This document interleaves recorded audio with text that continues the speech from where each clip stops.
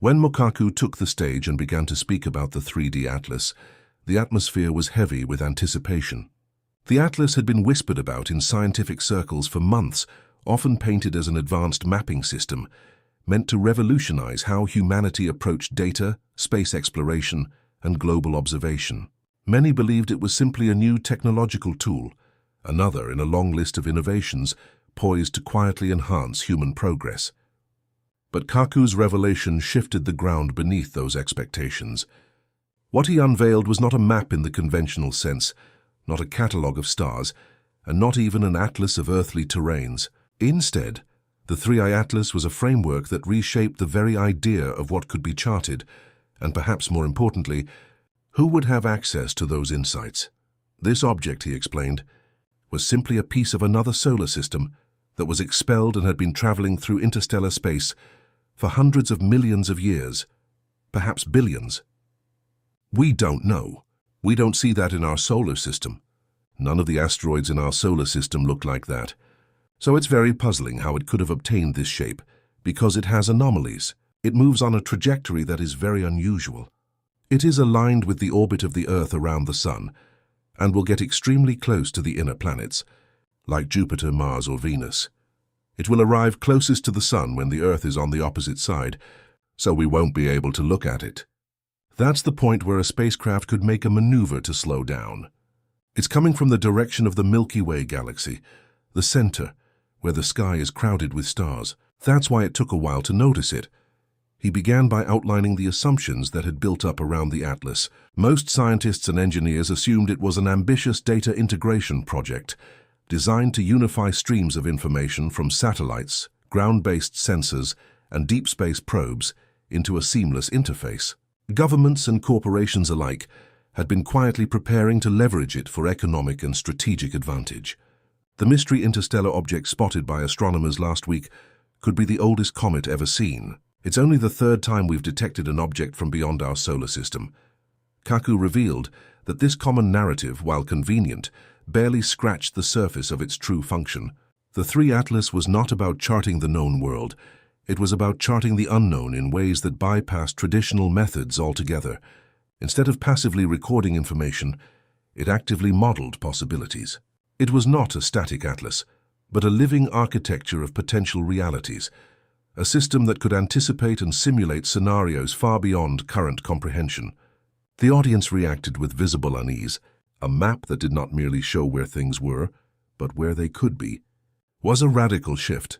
Kaku leaned into the implications, explaining that the 3I Atlas integrated 3 pillars: intelligence, imagination, and inference. Intelligence was the capacity to absorb staggering amounts of raw data from across the globe and cosmos.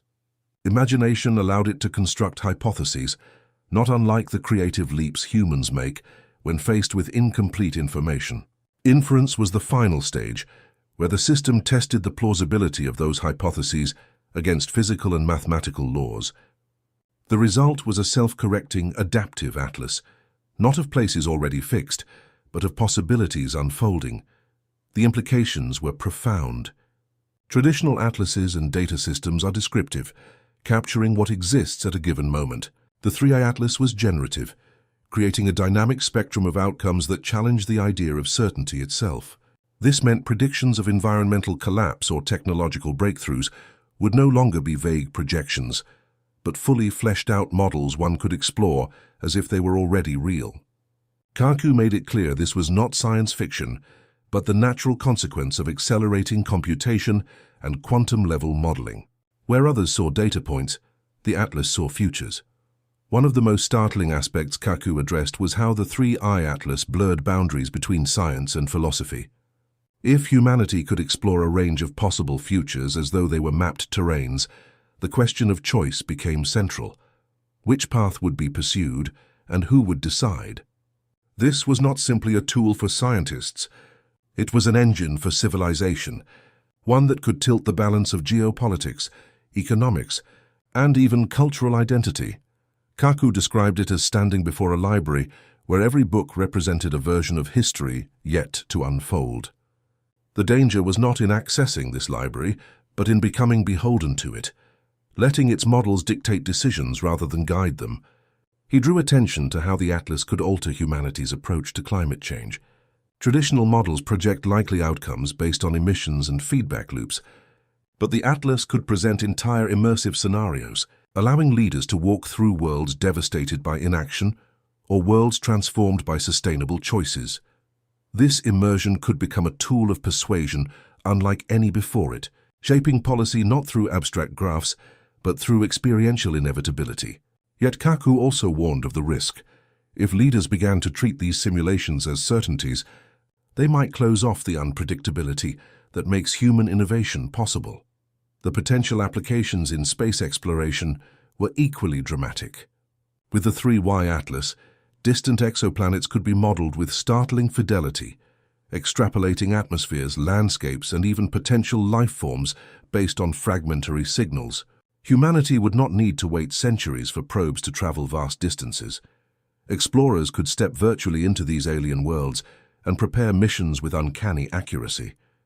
The Atlas was, in effect, a preemptive voyage, one that collapsed the time lag between curiosity and discovery.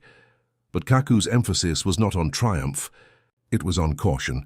Such predictive immersion could breed overconfidence, a belief that modeled worlds were identical to real ones, leading to perilous underestimations when reality diverged. Perhaps the most unsettling revelation Kaku shared was that the Atlas had already been tested in ways most people were unaware of.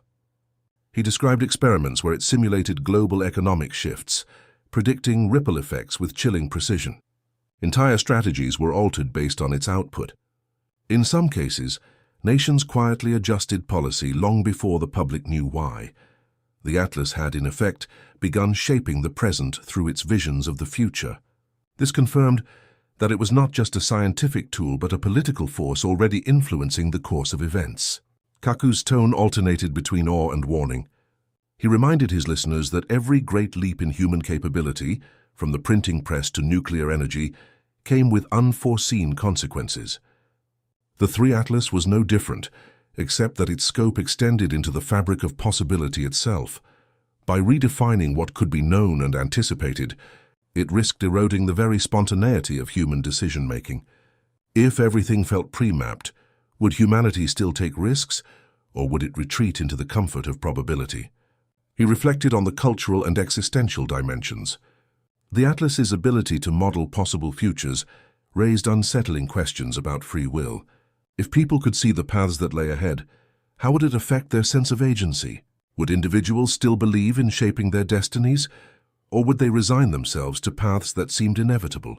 Kaku painted a picture of a society split between those who embraced the Atlas as an oracle and those who resisted it, clinging to the unpredictability of life as the last bastion of human authenticity.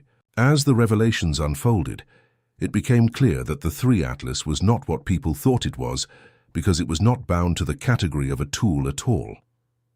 It was closer to an ecosystem, a mirror not of the present but of the possible. Its purpose was not to serve as a guide to what is, but to challenge assumptions about what could be.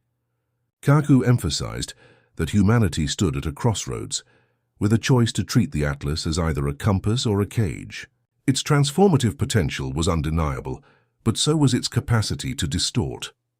The scientific community, he noted, was already divided. Some saw it as the dawn of a new era in predictive modeling, a leap toward solving crises that had eluded humanity for generations. Others feared it was the beginning of a new form of determinism, one that could entrench power among those who controlled access to its simulations.